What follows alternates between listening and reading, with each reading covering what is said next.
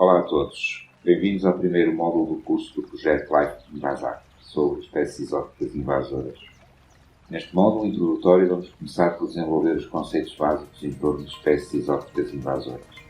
Depois vamos olhar para o desenvolvimento histórico deste fenómeno e como, em termos gerais, ocorre uma invasão biológica. E finalmente vamos fornecer uma visão global do problema.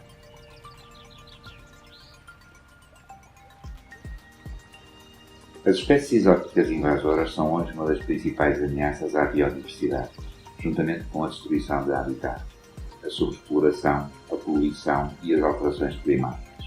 E sabe-se que o seu impacto é particularmente grave nos ecossistemas aquáticos de água doce. Uma espécie exótica, ou alóctone, é uma espécie que se encontra fora da sua área natural original porque foi introduzida numa área biogeográfica diferente da sua própria. Assim, enquanto uma espécie indígena ou nativa se encontra na sua área de origem ou se encontra dispersa por mecanismos naturais, coevolui com o ecossistema que habita durante longos períodos de tempo, que é uma parte intrínseca e coerente do mesmo, uma espécie exótica pode alterar o ecossistema a um ritmo demasiado elevado, para que a comunidade de espécies locais não tenha tempo para se adaptar a estas mudanças. Se não existissem espécies exóticas cá em Portugal, esta barragem estaria cheia de outras espécies nativas.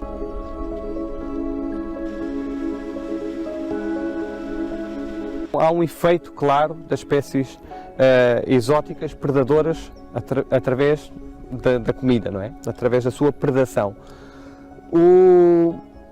Outras espécies exóticas, como é o caso do alburno, acabam por se cruzar com espécies nativas, hibridam, ou seja, causam híbridos, e muitas das vezes esses híbridos não são reprodutores, e então acabam por desaparecer essa espécie.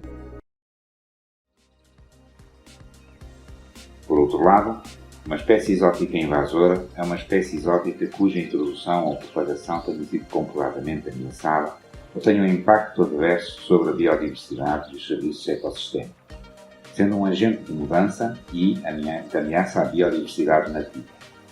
Por exemplo, duas espécies invasoras presentes em ambientes aquáticos ibéricos são o mosquito-tigre e a azóloga. Alternativamente, as espécies exóticas que não mostram evidências de efeitos negativos são conhecidas como espécies naturalizadas. Categorizar uma espécie como exótica invasora não é isento de dificuldades. Por um lado, é um conceito que depende da escala utilizada. Por exemplo, uma espécie poderia ser encontrada naturalmente na região do Mediterrâneo, em geral, mas não na Península Ibérica, em particular, pelo que seria considerada autóctone na Europa, mas alóctone na Espanha.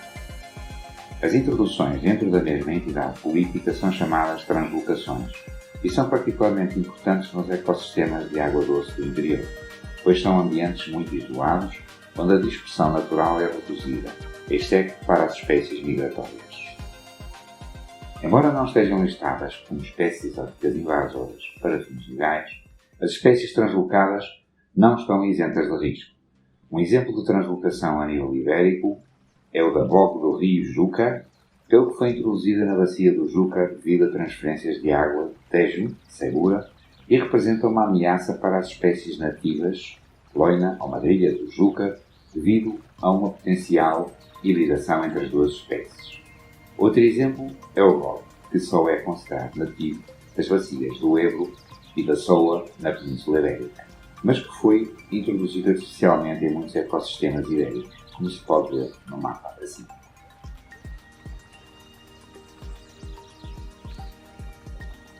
Por outro lado, existem espécies com uma história biogeográfica desconhecida que não podem ser classificadas como nativas ou exóticas de nenhum lugar.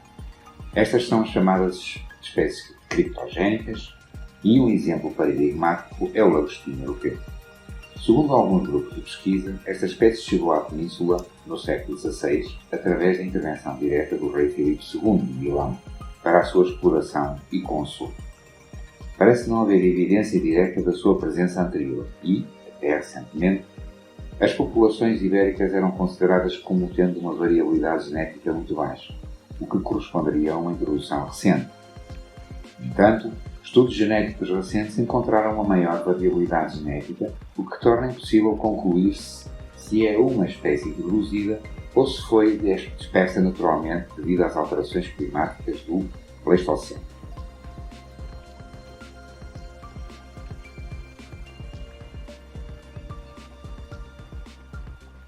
Deve notar-se também que, quando falamos de espécies exóticas invasoras, não estamos a referir-nos apenas a indivíduos plenamente desenvolvidos, mas qualquer elemento, seja uma parte, célula, sexual, semente ou ovo, de uma dessas espécies que seja capaz de se dispersar, sobreviver e reproduzir-se, deve ser considerado como tal, pois esses espopámulos têm o potencial de se espalhar e constituir populações viáveis. Isto deve ser levado em conta na prevenção da propagação de espécies invasoras. Por exemplo, os mexilhões zebra são capazes de produzir mais de 2 milhões de ovos por ano, e estes podem ser facilmente espalhados em atos de pesca e bar, passando despercebido devido ao seu tamanho minúsculo. En definitiva, lo que se espera es reducir la colonización de invasoras y reducir la problemática que estas invasoras crean. ¿A través de qué? En definitiva, a través de la concienciación y la formación.